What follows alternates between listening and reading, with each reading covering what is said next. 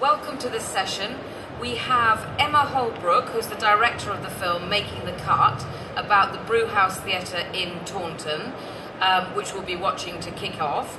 And then we have fellow director Susanna Moe, who is around in the audience and who will be filming this. I can't see anything actually. Okay, who will be filming the session and selling merchandise at the end. And Noel McLean, who is our BECTU national official for theatres, who will be talking about what to look out for in terms of privatisations, contracting out, and what he calls death by 1,000 cuts, and what unions can do to help in terms of fighting for survival when theatres are suffering cuts.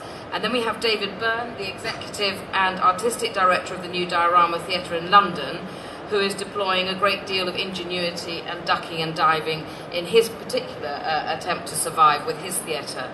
And I'm Sophie Mason, the BECTU national official as well.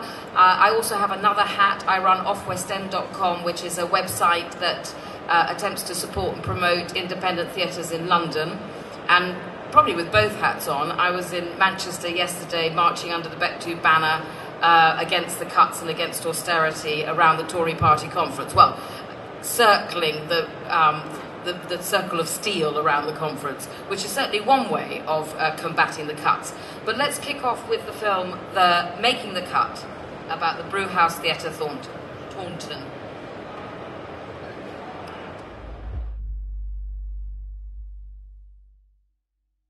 In February 2013, the Brewhouse Theatre in Taunton, Somerset, closed due to issues concerning its financial sustainability. It was this event that led myself, Emma Holbrook, and my colleague, Susanna Moe, to produce this documentary, examining the impact that austerity is having on our regional theatres and the arts and local communities that they help to sustain and develop. If a local authority is not willing to resource in any way, shape or form its local theatre, why would anybody else want to? You lose so much from the soul of the community, then that there's nowhere to put a show on. There's nowhere to even think about going. And then you're left with, well, what else are you going to do? When you lose things in life, you're going to get through that whole process of regret and denial and grieving and all the rest. But you actually have to have a good look at what you're left with, because that is all you've got. With every arts centre, with every theatre that we take away from a community, we are creating, I think, a bigger gap in the middle.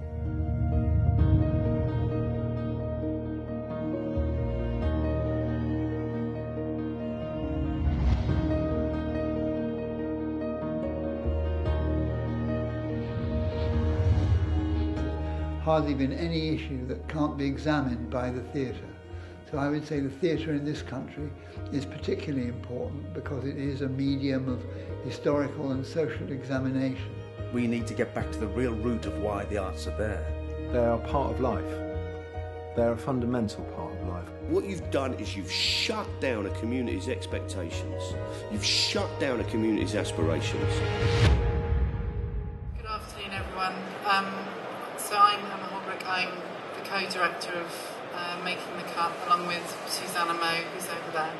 And I'm just here today to tell you a little bit about the how, the what, and the why we've made this film. Really? So I currently live in Bristol, but at the time that film was made, it was 2013, when our local theatre in Taunton, in Somerset, the Brewhouse, closed. And we are both freelancers, Sue and I. I'm a musician, I'm a graphic designer, I'm a composer and a filmmaker. Sue is a graphic designer and a musician, and we both lived in Taunton at the time. We were frustrated, really, with a long history of what it's like living in a regional community, trying to get projects off the ground. It's hard enough in lots of different ways. And when the Brewhouse closed, it galvanised us really to start some kind of narrative discussion about what was going on.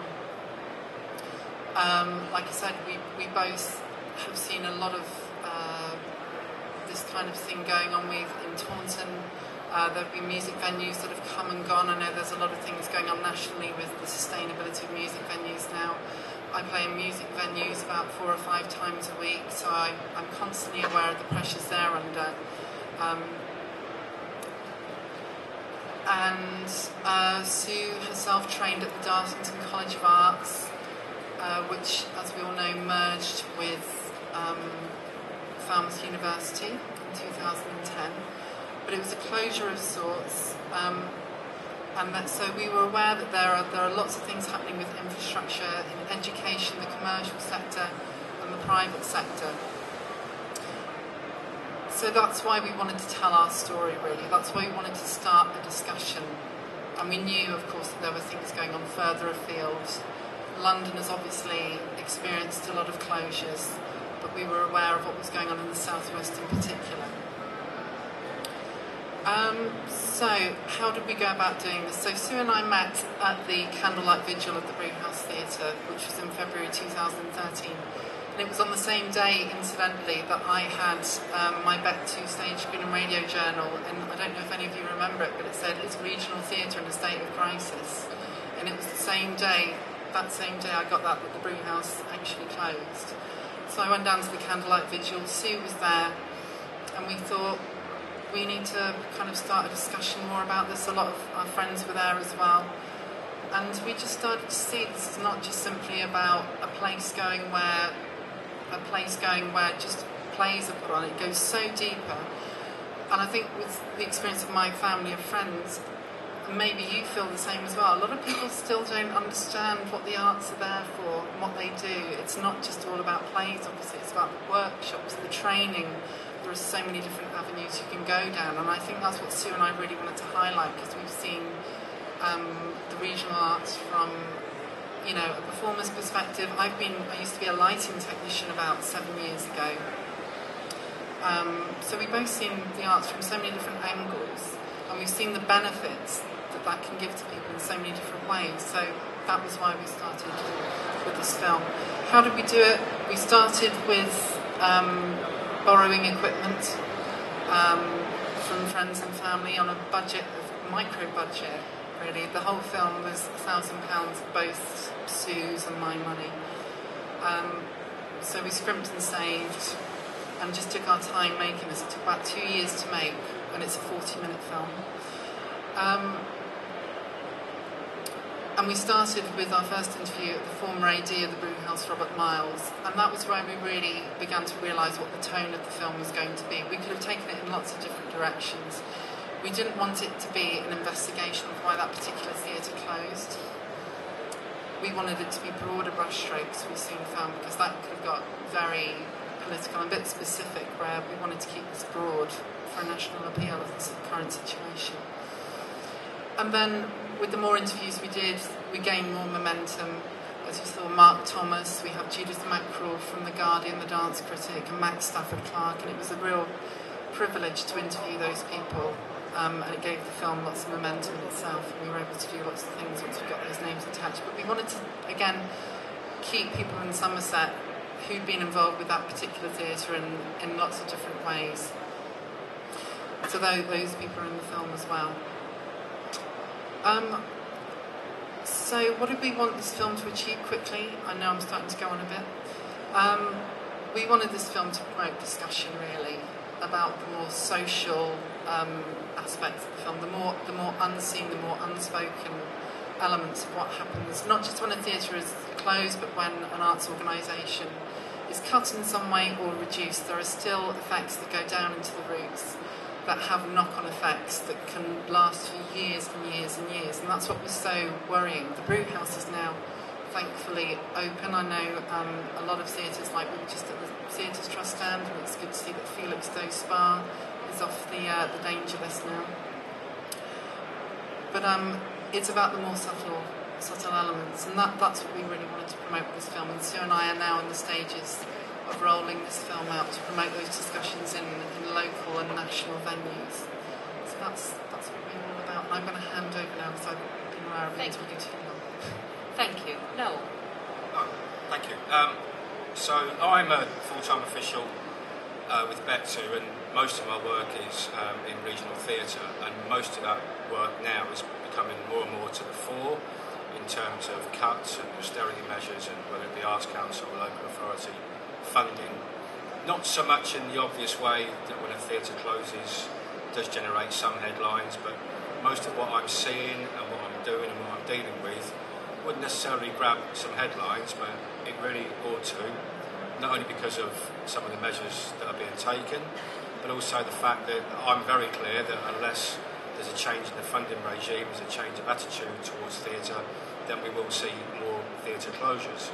But what we're seeing more and more is a general kind of tightening of budgets and costs, and then I often find myself in a fairly bizarre situation of sitting alongside a theatre manager in front of a local authority, in front of a council meeting, in front of a budget scrutiny committee meeting, agreeing with everything that the theatre manager says and trying to convince a local authority to look at things in a different way. And then several months later, if we're not successful, find myself the opposite side of the table to the very same theatre manager, disagreeing with everything they say because the impact obviously on our members and their jobs and their terms and conditions. But it's more than that as well, because I'm very clear that when we're faced with a post being made redundant, and some of those posts are in backstage departments, there's a number of very good rep theatres that are really facing severe cuts to their budgets, and they're looking again at whether having a workshop is the right thing for them to do, or whether just simply outsourcing that work and buying it in on an as and when basis is the right thing to do. And I'm always very clear that when we're dealing with that, we're not just dealing with the person, we're not just dealing with the prop maker or the master carpenter, it's not just them, it's the person after them, the person after them, and the person after them, because once that job has gone, then that skill has gone. It's been lost to that theatre, lost, to that environment. But it's also been lost, to that community, and we're seeing, worryingly, skills disappear from areas where those skills aren't necessarily in much demand, and young people are going to be forced to displace or relocate if they want to pursue, a career doing that. And other things that we're seeing is a reduction in terms of programming. So theatres, still open, still producing, but doing less. But more worryingly, we're seeing, and I think this is a point picking up from what Emma said, we're also seeing is a kind of general rowback on things like outreach programmes and education programmes, and in an effort to kind of keep going with the funding they've got and keep performances on the stage. But we're seeing all these equally important, I would argue, functions are being eroded, being chipped away at, and the budget's getting smaller and smaller and smaller, and it's all very concerning.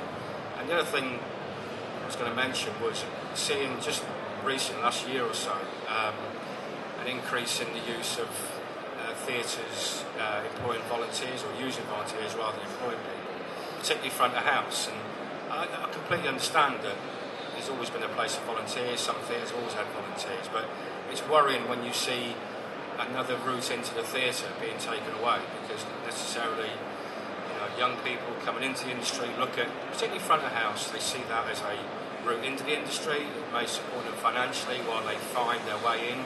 We represent so many ushers who are aspiring actors, singers, performers, writers, directors, and to see that taken away from them, that opportunity being taken away from them and only given to people who can afford to work for no wages is extremely worrying as well. But it's not without hope. It could be quite a negative session, it could be quite a depressing session, but it doesn't necessarily have to be that way. We have had some successes.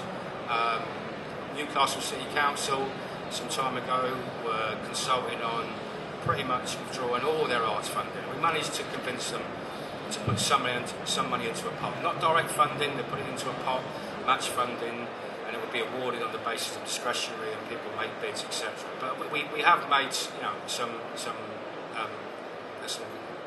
gains. We have managed to change some local authorities' minds in terms of what they're doing. And then if we haven't done that, we have managed to convince some theatres, to have a different look at the problem, look at the problem from a different way, keep the jobs, keep doing what they're doing, because it's so important to keep those outreach programmes, those community programmes, but also so important to keep those rare skills and crafts in the local communities and in the local localities. So, BECTU are doing our bit, and we will continue to do our bit. Thank you, Noel. David? Yes. Would you like to follow on? Yeah, I mean, I'm an artistic and executive director. We're based in Camden, which is one of the few local authorities that had 100% cut in its arts funding, along with Somerset. That 100% cut came just around the time we opened, I think a year afterwards. So we'd started to have some initial conversations, and then it was quite clear that that wasn't going to be an option for us. I was appointed after a $250,000 Arts Council cut to our organisation. That's when I was handed the sort of keys to the door. It was like being the sort of second Fuhrer in the bunker. I think I was supposed to last about 2 months and sort of see us through some difficult redundancies. I don't think we had money to pay off. And our strategy from the beginning has been we didn't want to leave ourselves in that same situation again, where we were receiving large chunks of money from one or two sources that left us very vulnerable to the sort of waves of political change, which is really what had resulted in us, after sort of 30 years of pretty consistent public money, suddenly being left sort of high and dry. I do a lot of talking sort of around the country about how we came through that really difficult period and how we came to sort of the more stable base we are today. And it is very worrying how many organisations are still in that position, sort of both in London but also regionally. I talk more out of London than I do in, that have left themselves very vulnerable to these local authority cuts. Being on the inside of an organisation and being behind the desk where you have to make those decisions about what to do when the worst happens. A lot of it for me is about mitigating it and trying to find a path that if the worst happens, that we're going to be okay. We've got enough time to be able to restructure, to be able to plan what we do next, and to be able to move forward. In that video, I couldn't actually see the person who was speaking, but somebody says, if my local authority doesn't care, why should anybody else? I think that's relatively defeatist, if I'm being very honest. I think as a leader of an arts organisation, and as people who believe in the arts and believe in the power of arts, it's up to us to make sure that our arts organisations are supported by a very large network. So actually, if our local authority doesn't care, well, our local audience members do. The arts trusts around the country really back what we do. The Arts Council England have got a really robust knowledge of the work we do and the value that it has, and the place we play in that equality, and are willing to invest into it. The high net worth individuals in our community that are really interested in making sure that the place that they live and work is really thriving and surviving and is somewhere that's really interesting and valuable to live in, recognise what a resource our organisations are and are willing to invest in it. Local authorities are only one part of a very complex network that could go into funding our organisations. And something that I keep saying to people is that ultimately, if it's the only place you're going for money, then you are leaving yourselves very vulnerable to the things that happened in sort of Taunton, Somerset, and that potentially might happen sort of further afield. It very much feels politically now, the more meetings I have with people from local authorities or organisations that are funded by them, those meetings and Noel's part of them are getting more and more difficult as the crunch is hitting. I think Camden Council, where we've had the sort of cut from, I think it's shrunk by about 50%. Since around about 2013. These are really difficult times for everybody, and I think we as people in this organisation have got a responsibility to make sure that we're not left vulnerable and sort of exposed to. That's my thoughts. Thank you. Can everybody hear? Yeah. Because there does seem to be a major disco going on somewhere, probably just behind us, but now's time for questions for the panel, whether it's about the far-reaching effects of cutting the arts, or whether it's about what to look out for, how to counter ways in which there are subtle cuts and no great headlines, but gradually the arts are being eroded, or whether, as David talks about, there are different ways of navigating or appealing to different audiences to survive. If you have any questions. Was it a question at the back? No? Okay, I may not wave very violently if you'd like to speak. Martin.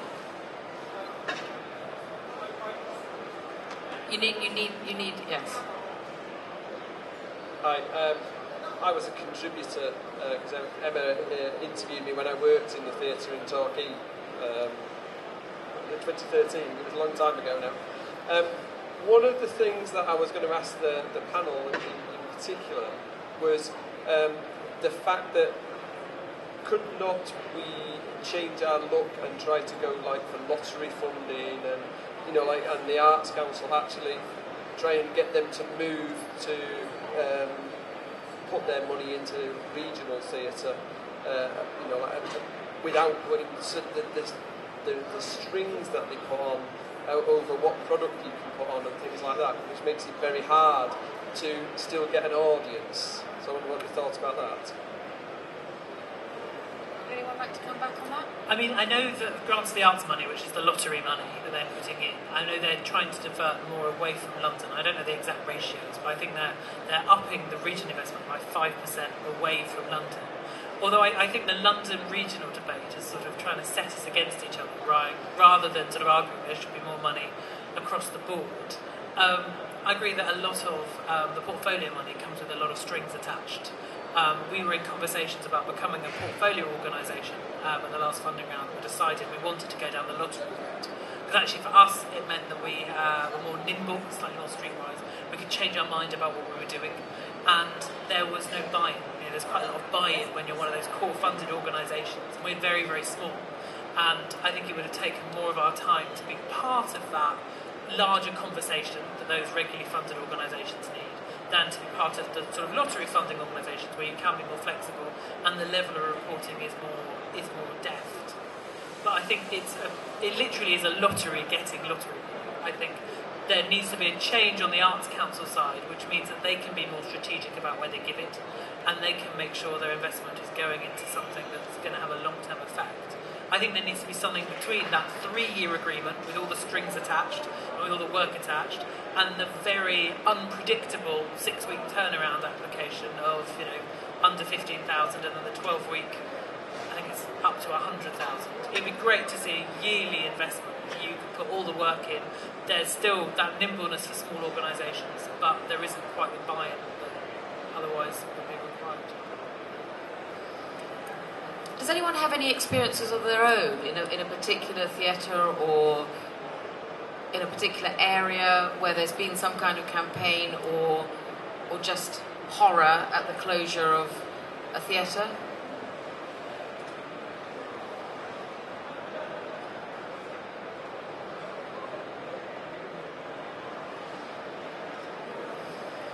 Anybody? Yeah. Not directly with me, but I've heard, I'm from Harlow in Essex with the Harlow Playhouse, and I've heard that the departments there used to be teams on lighting, teams on sound, and teams everywhere, whereas I think the danger everywhere, not just in Harlow, is they're grafting in freelancers for like a one-off show or a one-off basis instead of employing full-time technicians throughout the place. I think that's a big problem that needs to be issued. Thank you. Do you want to come back on that? Yeah, just on that point. I mean, you're absolutely right, and not a million miles away from you is a very good rep theatre. It's still got its own workshop, still got its own departments, still produces scenery, still employs scenic artists, still employs a proper wardrobe department. Who's that? And the Queen's in Hornchurch, and I've been in front of London Borough Haven local authority several times trying to explain to them the importance of the arts, and they don't seem to understand, don't seem to want to listen. And they're currently consulting now within the theatre because of the impact on do we need to employ carpenters, scenic artists, wardrobe, or can we just buy that in as and when we need it? And just picking up on the point about the funding, I think the other thing we need to do, actually, I think there's a more important question than just where the funding comes from. We need to change the narrative. Now, whether it's political expediency for some councillors or some decision makers, or some ministers even, to kind of get themselves off an awkward question. Because I've seen it reported in the media, and I've had first-hand experience of dealing with council cabinet members who say things like, when we're being forced to look at how many libraries we have and how long they open, when we're being forced at what we can put in place for vulnerable children, vulnerable adults, when we're being forced into those decisions, Noel, why do you think we're going to keep subsidising a night out at the theatre? Now, to me, that doesn't resolve the argument. That just demonstrates a clear ignorance, actually, about what theatre is and what the arts do. Just complete ignorance of what they're about. And, you know, I think we've got to get through that first. So, a debate about the funding, where it comes from, but, you know, there are decision makers who, by definition, are making decisions on the basis of complete ignorance, actually, about what theatre does, what it does for people, what it does for communities, and how it changes people's lives. I think we need to tackle that as much as have a debate about where the money comes from. Thank you. Any other questions, experiences? We've got about 10 minutes left. Yes. Hiya. I've got on my phone here a BBC News article. Can't hear. Sorry. I've got a BBC News article here titled "The State of UK Theatre, Boom or Bust." It was from the 4th of February 2015. And it goes on to talk about 20, what it calls Premier League theatres like the National, RSC, all booming and having to turn themselves into commercial powerhouses, producing like War Horse, etc., really generating high profits. Do you think it's do you think the funding needs to be better distributed and to allow these so-called 20 Premier League theatres to become 100% self-sufficient, and then just to redistribute the funding effectively across the regions and more so away from the capital? Or do you think that's not possible? Okay, thank you. Who would like to come back on that, David? I think a lot of the commercial success that some of those organisations enjoy come out of the risk they can take due to subsidy. And I think a lot of the work that those organisations do, if they're a commercial organisation, they would have to stop doing, because ultimately they're not driven by profits. The money that those organisations get are invested back into those organisations, and I think they make them stronger and give us a very rich cultural landscape.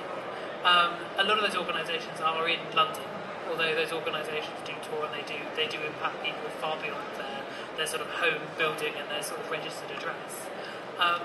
I think rather than sort of taking money away from organisations, I think we need to fight for further investment.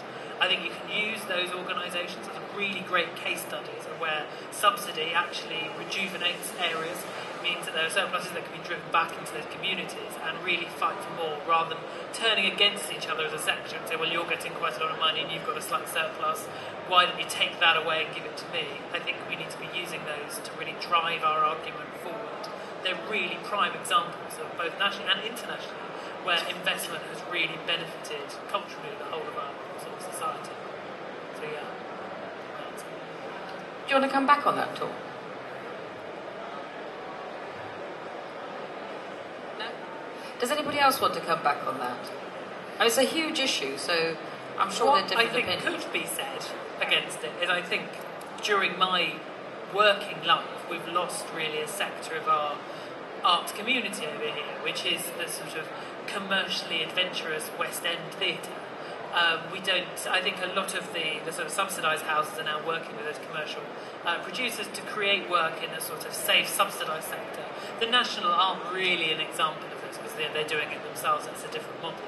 But people are then taking work into the West End and exploiting that.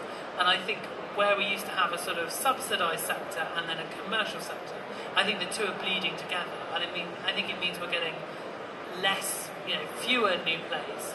I think we're getting less of a sort of commercial sector that can really go out there sort of internationally and sort of make work and sort of bring it back. And I think there's fewer opportunities for artists to go and make work. You read things like Peter Hall's diaries, and he's forever fighting with playwrights who want to go and present their work in the West End rather than presenting it at the National Theatre. Now that's really not a debate that sort of happens. We used to have West End stars, West End names. Now we have names from the subsidised sector or from film. A lot of the new product that goes into the West End is often off the back of a film, or it's an import from elsewhere. There are very few new West End plays that are coming out of our industry, which I think is a real shame. I think we've lost a whole potential pool of people who would have been making that work a few generations ago. going a bit differently, what's your view on Cameron McIntosh investing in? I've read an article he was going to invest in a theatre called the Stephen Sondheim and use it to showcase regional works in the capital. What's your view on that? I think that's wonderful. There's a load of brilliant work that happens regionally that doesn't come into London because the West End spaces aren't really suitable for them, or the seating capacity means it has to be a very highly commercial product to make that work. Conversely, Nicholas Heitner and Nick Starr opening a very, very flexible theatre space that operates at a commercial level means that those bigger hits that you see maybe in places like the Young Vic that couldn't transfer into the West End properly and have the sort of artistry of design and sort of staging that made them so innovative, it means that there's a home for that sort of work to happen. And there's something he really wants to happen as well, is to encourage more new musical theatre that can happen in the West End, but maybe in a slightly less commercial surround. And I think that's really important. I think we sort of don't really have the development of musical theatre in this country that maybe they have over in America, where they're producing things like Hamilton and stuff at the Public Theatre in a sort of safer space, which sounds like what the Sondheim Theatre in his mind would become, and then transfer eventually to bigger houses for those pieces that really fly and succeed. And I think, Cameron McIntosh has been one of the greatest defenders of subsidised theatre and the theatre outside the West End, as you probably know, because the producers understand, even if government and local government don't understand, that they are completely reliant on people being in the smaller theatres and experimenting and making the mistakes, and out of that come the really great shows that you can't make out of any particular formula. And unfortunately, if you are a big producer, you can't take much risk with your investors, whereas when you're subsidised and you're on the fringe, that is where the real gems and the real genius can flourish, as well as terrible mistakes as well, but that's the whole point. So I think Cameron McIntosh understands it, Sonia Friedman and many other producers do, but they themselves can't save or subsidise the sector, which is why we have to continue to argue for funding. You were about to... Yeah?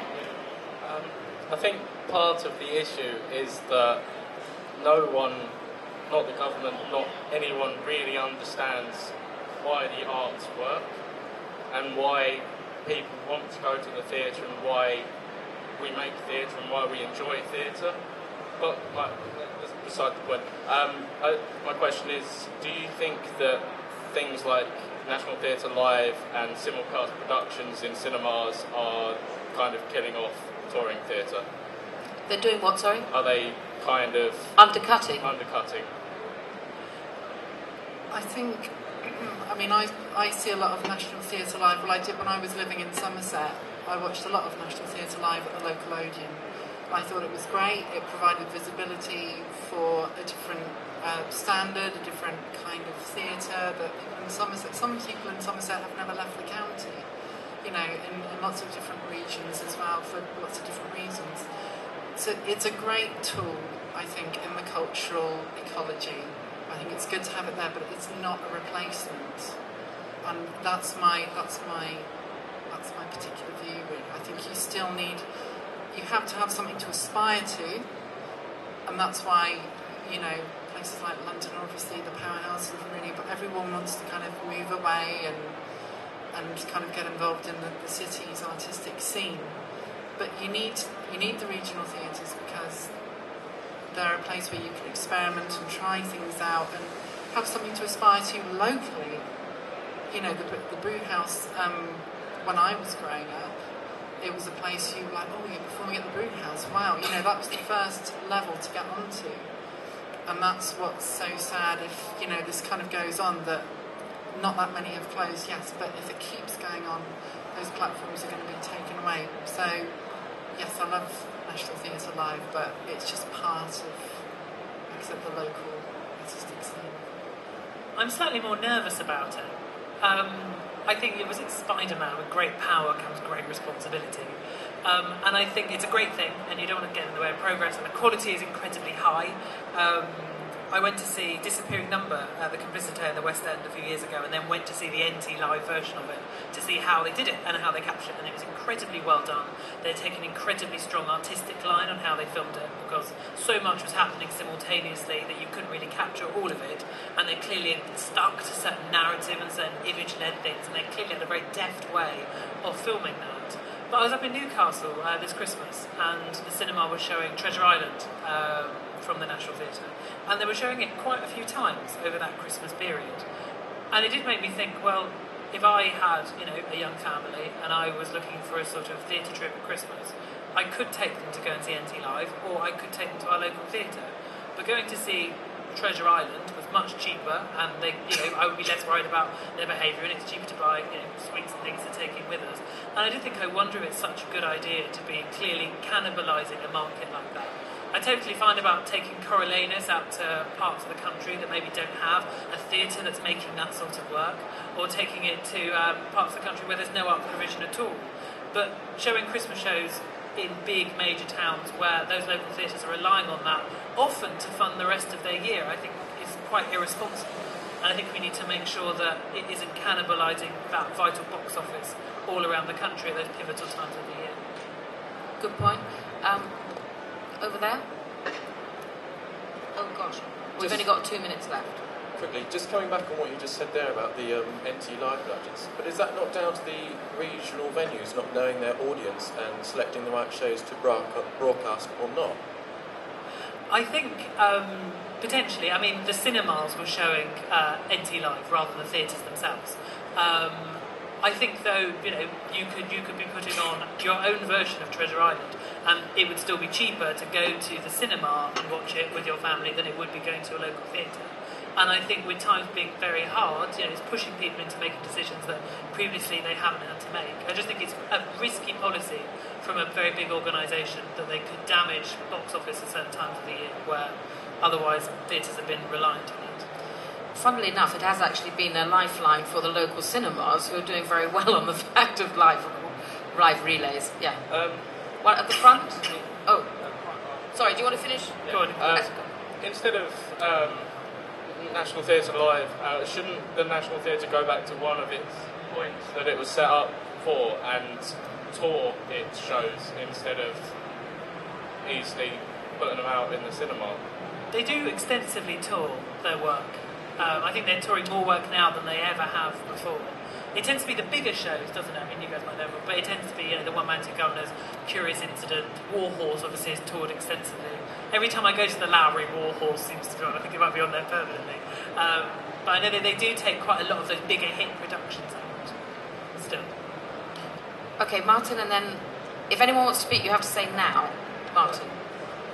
I think the one thing that regional theatre has over everything else is that it gives that person, that school, to let one child at least have that experience of experiencing something live. And I think you'll never, some people it's just a magical thing. It was for me. I like the first time I went to the theatre was Oh What a Lovely War, and it was so powerful, and just seeing people die, and then the numbers click up, and it was just it was something that you couldn't, you could watch the film and it's rubbish, compared to that. And I don't think you're ever going to take that away. But if the theatre's gone, where are they going to get that experience, that magic of going in? And it is a magical thing, especially when you're little. And the other thing that they lose, the community loses, that when the theatre is closed, all those restaurants, they have maybe a quarter of the people eating there. So, you lose all that.